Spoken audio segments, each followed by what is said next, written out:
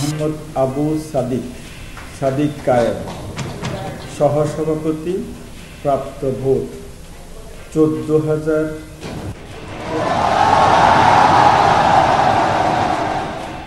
SM Farhad, প্রাপ্ত vote 10,700।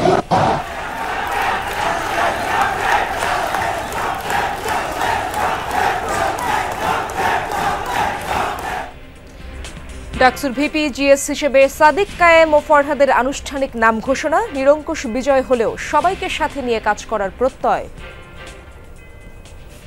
আমাদের শিক্ষার্থীদের যে স্বপ্নের ক্যাম্পাস, সেই স্বপ্নের ক্যাম্পাস বিনির্মাণ না হওয়ার আগ পর্যন্ত আমরা থামবো না। শুধুমাত্র আল্লাহর কাছে শুকরিয়া এবং আমাদের আমানতের যে প্র্যাকটিস, যে আমানতটা আমরা কিভাবে রক্ষা করব।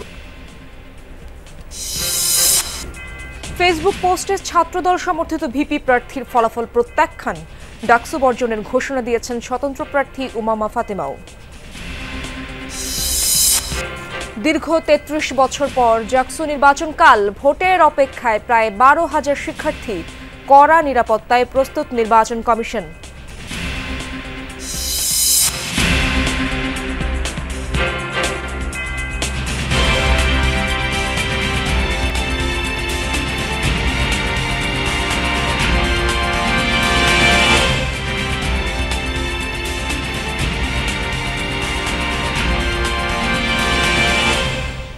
আমন্ত্রণ যমুনা নিউজে, আপনাদের সঙ্গে আছি আমি ইশরাত জাহান। এতক্ষণ শিরোনামগুলো দেখছিলেন।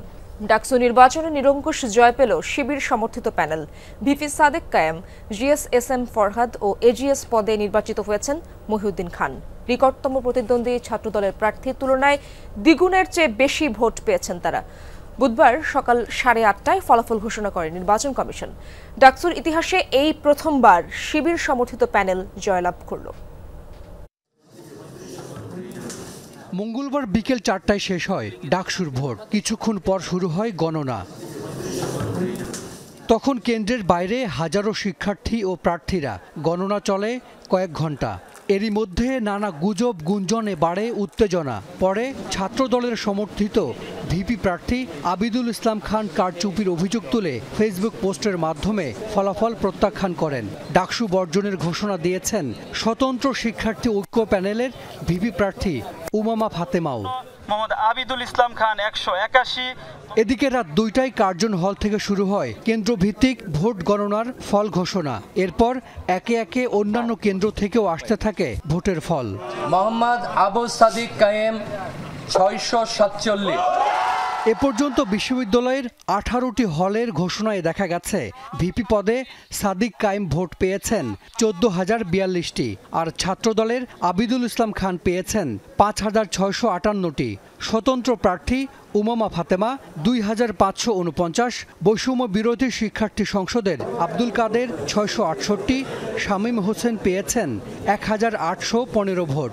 মোহাম্মদ আবিদুল ইসলাম খান, সহসভাপতি, প্রাপ্ত ভোট 5,708।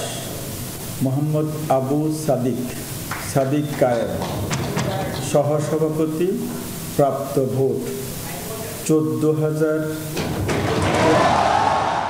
GS পদে শিবিরের SM ফরহাদ ভোট পেয়েছেন 10,794টি।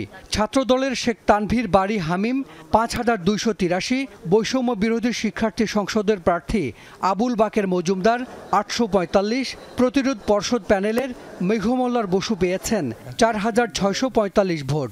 বাংলাদেশ যখন যেখানে ঐতিহাসিকভাবে আটকা পড়ে, সেখানে ঢাকা বিশ্ববিদ্যালয়ের প্রিয় ছাত্রছাত্রীরা বাংলাদেশকে উদ্ধার করে।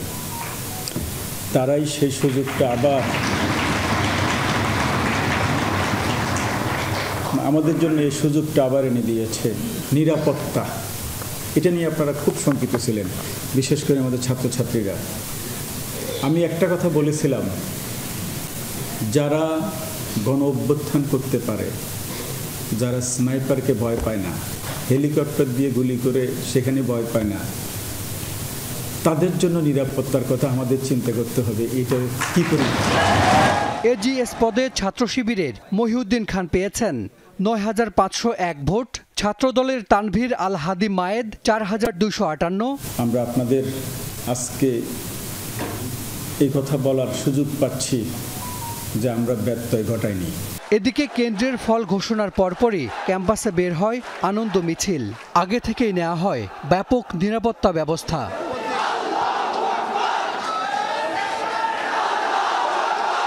ডাকসুর ৩৮তম এই নির্বাচনে ভোটার ছিল ৩৯,৮৭৪ জন। কেন্দ্রীয় সংসদের ২৮টি এবং হল সংসদের ১৩টি মিলিয়ে ৪১টি পদে ভোট নেওয়া হয় ৮ কেন্দ্রে।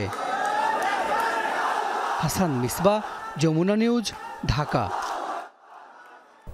ডাকসুতে জয় বা পরাজয় কিছু নেই, এখানে জুলাই প্রজন্ম ঢাকা বিশ্ববিদ্যালয়ের শিক্ষার্থীরা বিজয়ী হয়েছে।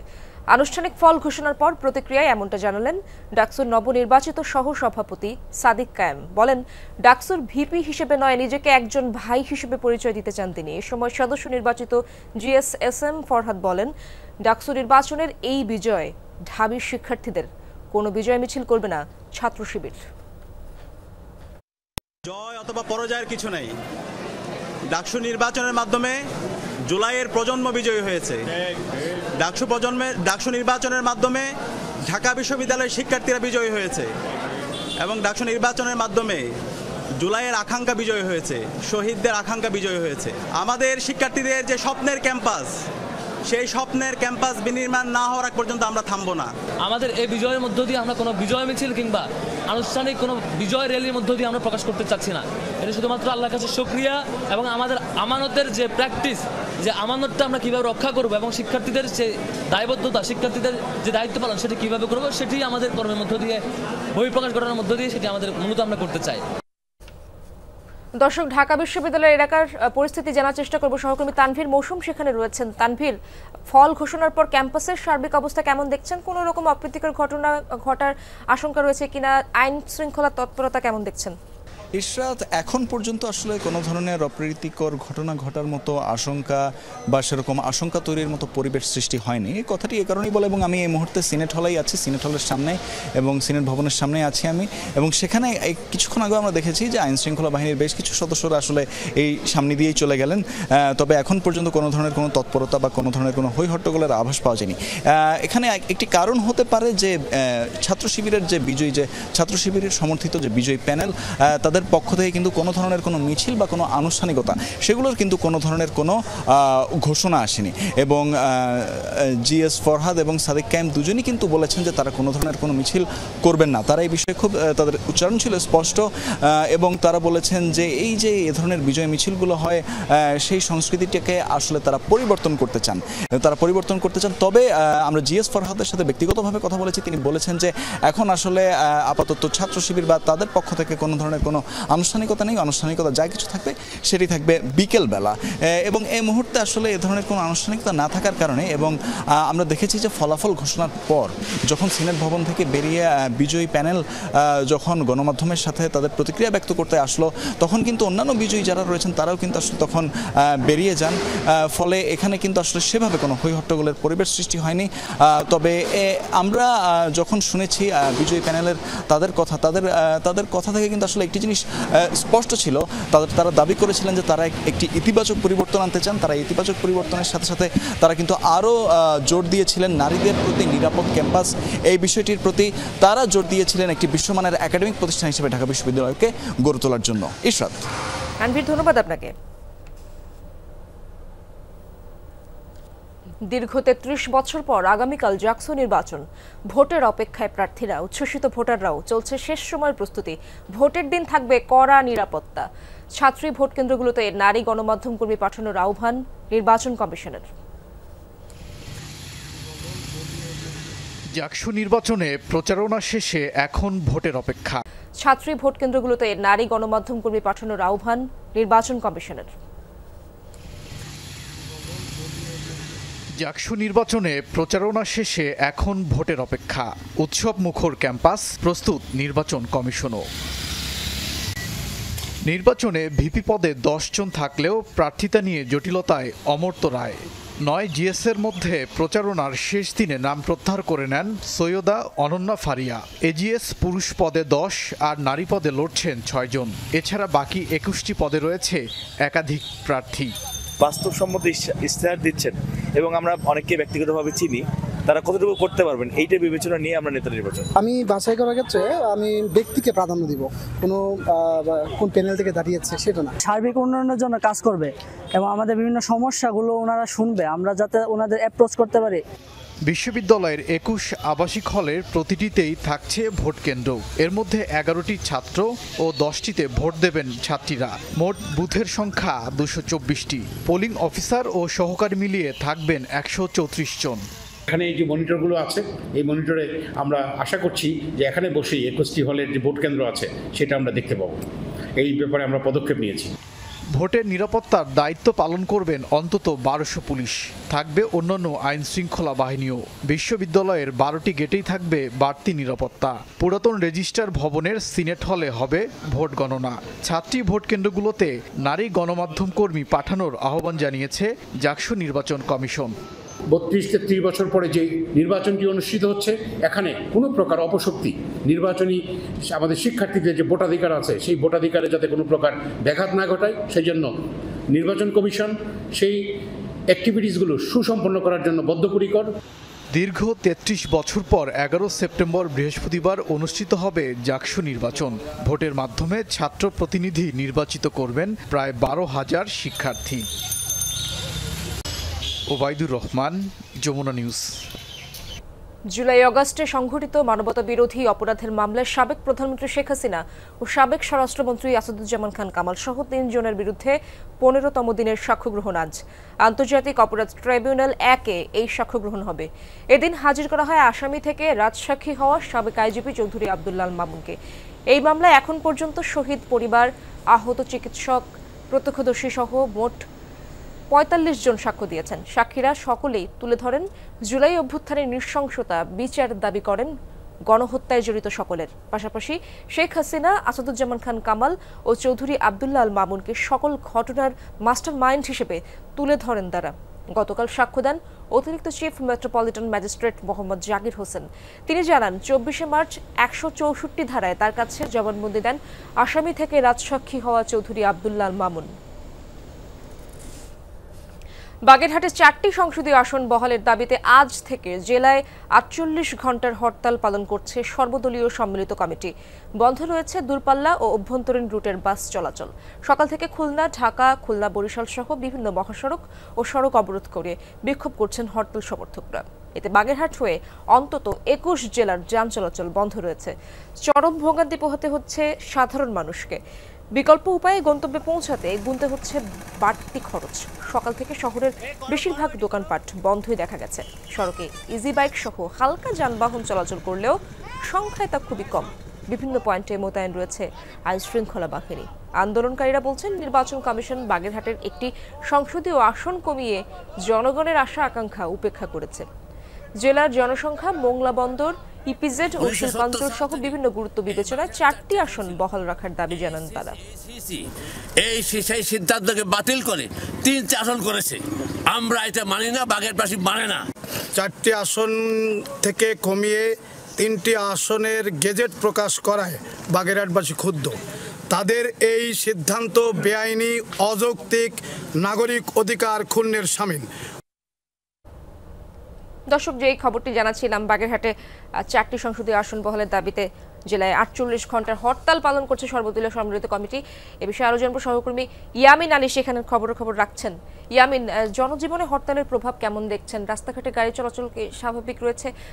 কম চলাচল করছে যতটা শুনলাম। পরবর্তী নির্দেশনা দেওয়া হয়েছে কিনা সেই দল থেকে?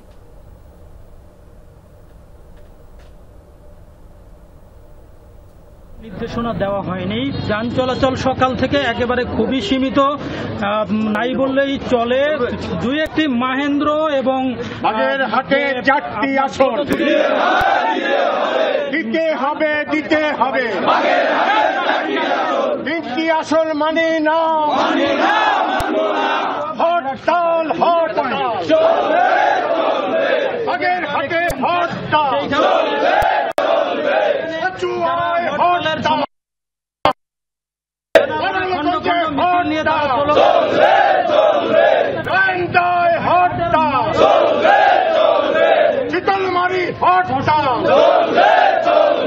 খুলনার হাটে হরতাল, ফকির হাটে হরতাল। 4টি সংসদীয় আসন ছিল, এ কারণে এই 4টি সংসদীয় আসন এটি তাদের ন্যায্য দাবি। এই দাবি আদায়ের জন্য তারা নির্বাচন কমিশনের কাছে তারা দাবি জানাচ্ছেন এবং শান্তিপূর্ণভাবে তারা আন্দোলন করছেন। এই আন্দোলনের মাধ্যমে তারা এই 4টি আসন ফিরে পেতে চায়।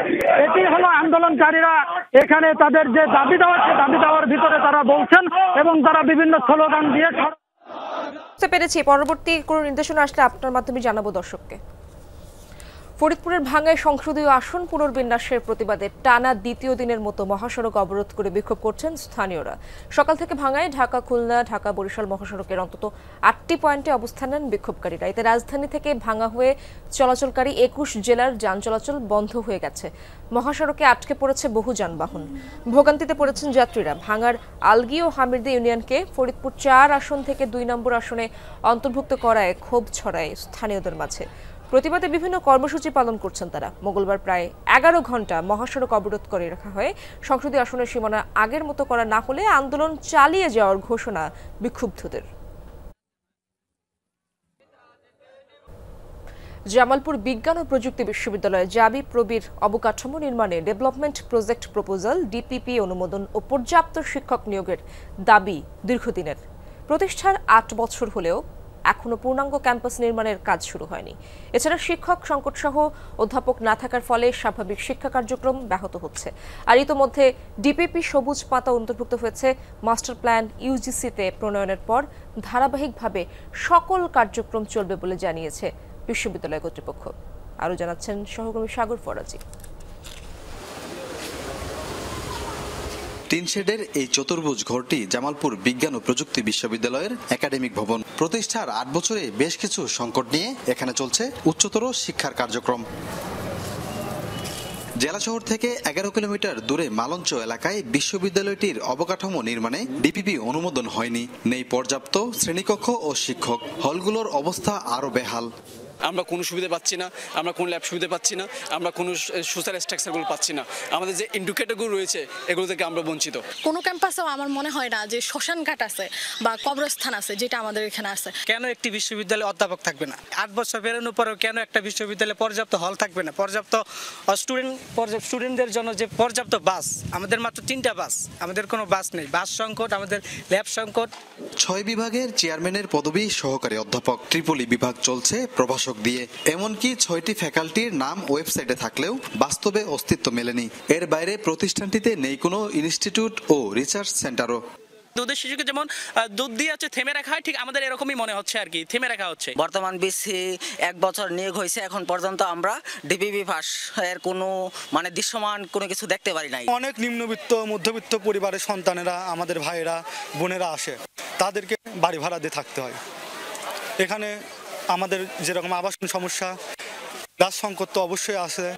শিক্ষক সংকটের বিষয়টি সমাধান ডিপিপির উপরেই নির্ভর করবে বলে জানান প্রক্টর। মাস্টার প্ল্যান প্রণয়নের পর ধারাবাহিকভাবে সকল কার্যক্রম চলবে বলে জানিয়েছে বিশ্ববিদ্যালয় কর্তৃপক্ষ। আমাদের যদি ডিপিপি পাস হয়ে এই ভবনটা হয়, 12তলা যে একাডেমিক ভবনটা হওয়ার কথা, সেটা হলে আমরা এই যে ডিপার্টমেন্টগুলি এক্সিস্টিং আছে, এছাড়াও আমরা অনেকগুলি ডিপার্টমেন্ট খুলতে পারবো। তখন আমরা শিক্ষক নিয়োগ, পর্যাপ্ত পরিমাণে ক্লাসরুম, ডিপার্টমেন্ট বেড়ে যাওয়ার সাথে সাথে আমাদের সব কার্যক্রম বেড়ে যাবে। আমাদের ডিপিপি অলরেডি সবুজ পাতাভুক্ত হয়ে গেছে এবং ডিপিপির মাস্টার প্ল্যান প্রণয়ন চলছে। মাস্টার প্ল্যানটা হয়ে গেলেই ওখানে আমরা বিভিন্ন ভবনের এরিয়াগুলো পেয়ে যাব এবং অন্যান্য রিকোয়ারমেন্ট যা সব পেয়ে যাব, তখন আমরা ডিপিপি তৈরি করতে পারবো। বিশ্ববিদ্যালয়টি 2017 সালে স্থাপিতর পর 36 একর জমি নিয়ে কার্যক্রম চলছে। আন্তর্জাতিক মানদণ্ড অনুপাতে প্রতি 11 জন শিক্ষার্থীর জন্য একজন শিক্ষক থাকার কথা থাকলেও 1300 শিক্ষার্থীর বিপরীতে শিক্ষক রয়েছেন মাত্র 54 জন। সাগর ফরাজি, যমুনা নিউজ, জামালপুর। দেশের বাইরের খবর। প্রধানমন্ত্রীর পদত্যাগের পরও অস্থিরতা কমছে না নেপালে। এখনও দেশের কয়েক জায়গায় বিক্ষোভ করছে ক্ষুব্ধ জনতা। ঘটেছে লুটপাট ও অগ্নিসংযোগের ঘটনা। পশ্চিমাঞ্চলে 2 জেলায় কারাগার থেকে পালিয়েছে কয়েকশো বন্দী। থমথমে পরিস্থিতি বিরাজ করছে রাজধানী কাঠমান্ডু সহ অন্যান্য শহরে। দেশ জুড়ে বিভিন্ন স্থানে এখনও বহাল রয়েছে কারফিউ। অব্যাহত থাকবে বৃহস্পতিবার ভোর 6টা অবধি। পরিস্থিতি সেনাবাহিনীর নিয়ন্ত্রণে রয়েছে। রাস্তায় রাস্তায় টহল দিচ্ছে নিরাপত্তা বাহিনীর সদস্যরা। জরুরি প্রয়োজন ছাড়া কাউকে বের হওয়ার অনুমতি দেওয়া হচ্ছে না। স্থানীয় সময় বিকেল 6টা পর্যন্ত বন্ধ রাখা হয়েছে ত্রিভুবন আন্তর্জাতিক বিমানবন্দর। এর আগে লুটপাটের অভিযোগে 26 দুষ্কৃতকারীকে আটক করে নিরাপত্তা কর্মীরা। পদত্যাগের পর দেশ ছাড়ার গুঞ্জন উঠেছে নেপালের সাবেক প্রধানমন্ত্রী কেপি শর্মা ওলিকে ঘিরে। শোনা যাচ্ছে দেশ ত্যাগ করে দুবাইয়ে অবস্থান নিতে পারেন তিনি। সংশ্লিষ্ট সূত্রগুলোর বরাতে এমন তথ্য জানিয়েছে ভারতীয় গণমাধ্যমগুলো। বলা হচ্ছে প্রাইভেট জেট ব্যবহার করে নেপাল ছাড়ার পরিকল্পনা করছেন কেপি শর্মা ওলি। এর আগে বালকোটে তার বাসভবনে আগুন ধরিয়ে দেয় বিক্ষোভরত ছাত্র জনতা। এতে ব্যাপকভাবে ক্ষতিগ্রস্ত হয় নেপালের সাবেক প্রধানমন্ত্রীর বাসা। মঙ্গলবার দায়িত্ব ছাড়ার পরপরই সেনাবাহিনীর একটি হেলিকপ্টারে করে রাজধানী কাঠমান্ডু থেকে নিরাপদ স্থানে নেওয়া হয় কেপি শর্মা ওলিকে। প্রতিরক্ষামন্ত্রী ও ঘনিষ্ঠ মিত্র সেবাস্তিয়ান লেকর্নুকে এবার ফ্রান্সের প্রধানমন্ত্রী মনোনীত করলেন প্রেসিডেন্ট ইমানুয়েল ম্যাক্রন। আস্থা ভোটে পদচ্যুত ফ্রাঁসোয়া বাইরুর স্থলাভিষিক্ত হবেন ৩৯ বছর বয়সী এই নেতা। ফরাসি প্রেসিডেন্ট ইমানুয়েল ম্যাক্রনের মেয়াদে ৭ম প্রধানমন্ত্রীও হতে চলেছেন সেবাস্তিয়ান লেকর্নু। বুধবার আনুষ্ঠানিকভাবে ক্ষমতা গ্রহণ করবেন তিনি। ২০১৭ সালে ইমানুয়েল ম্যাক্রনের নির্বাচনী প্রচারণায় যুক্ত ছিলেন তিনি। জাতীয় বাজেট সংক্রান্ত অচলাবস্থার জেরে এর আগে ফ্রান্সের ২ প্রধানমন্ত্রীকে পদত্যাগ করতে হয়। অল্পের জন্য প্রাণরক্ষা পেল শীর্ষস্থানীয় হামাস নেতারা। মঙ্গলবার কাতারের আকাশসীমা লঙ্ঘন করে 12টি বিমান থেকে হামলা চালায় ইসরায়েল। টার্গেট ছিল দেশটির রাজধানী দোহার কূটনৈতিক এলাকা। সেখানেই বসবাস করতেন ফিলিস্তিনি স্বাধীনতাকামী সংগঠনটির নেতারা। হামলার সময় যুদ্ধবিরতি ইস্যুতে চলছিল আলোচনা। হঠাৎই একের পর এক বিস্ফোরণে কেঁপে ওঠে কাতারের রাজধানী দোহা। লক্ষ্য ছিলেন হামাস নেতারা। একটু দুটি নয়, আকাশসীমা লঙ্ঘন করে 12টি বিমান হামলা চালায় ইসরায়েল। রাজধানীর কাতারের ডিস্ট্রিক্ট এলাকায় ছিল হামলা টার্গেট। কূটনৈতিক এবং ভিআইপি জোন থেকে মাত্র 10 মিনিটের দূরত্বে বসবাস করতেন হামাস নেতারা। মঙ্গলবারের হামলা টার্গেট করা হয় তাদেরই একটি ভবন। সে সময় গাজায় যুদ্ধবিরতি নিয়ে সমঝোতার বিভিন্ন শর্ত নিয়ে আলোচনা চলছিল, যাদের মধ্যে ছিলেন স্বাধীনতাকামী সংগঠনটির প্রধান খলিল আল হায়া সহ অনেকেই। হামাসের দাবি হামলায় শীর্ষ নেতাদের কারোরই তেমন ক্ষতি হয়নি। আল্লাহর রহমতে ইসরায়েলের এই কাপুরুষিত হামলায় আমাদের নেতাদের কোনো ক্ষতি হয়নি, তারা সুস্থ আছেন। আমরা এই হামলার জবাব দেব। যে এলাকায় হামলা হয়েছে সেটি ছিল অত্যন্ত গোপনীয়। ইসরায়েলি গোয়েন্দা সংস্থা শিন বেতের সমন্বয়ে হামলা চালানো হয় জানান নেতানিয়াহু। ইসরায়েলি প্রধানমন্ত্রীর দাবি, বহুল আলোচিত অপারেশন আল আকসা ফ্লাডে যারা নেতৃত্ব দিয়েছেন তারাই ছিলেন ভবনটিতে। আমি গোয়েন্দা প্রধানের সাথে আলোচনা করি, তখনই সিদ্ধান্ত নেই একটি সার্জিক্যাল স্ট্রাইক। পুরো অভিযানটি আমি সমন্বয় করি। এদিকে নিজ ভূখণ্ডে ইসরায়েলের এ ধরনের হামলাকে সন্ত্রাসী কর্মকাণ্ড আখ্যা দিয়েছে কাতার। সমঝোতা আলোচনা ভেস্তে দিতে ইসরায়েলের এই হামলা, এমনটি বলছে দোহা। এটা পুরোপুরি সন্ত্রাসী কর্মকাণ্ড। এভাবে হামলা চালিয়ে আমাদের পিছিয়ে রাখা যাবে না। আমরা সমঝোতা যে কোনো মূল্যে অব্যাহত রাখবই। হামলার পরপরই আতঙ্ক ছড়ায় পুরো দোহায়। তবে কিছুক্ষণ পরই বিবৃতিতে সরকার জানায় পরিস্থিতি স্বাভাবিক। মুশফিকা হাসান, যমুনা নিউজ। দর্শক, এই ছিল যমুনা নিউজে।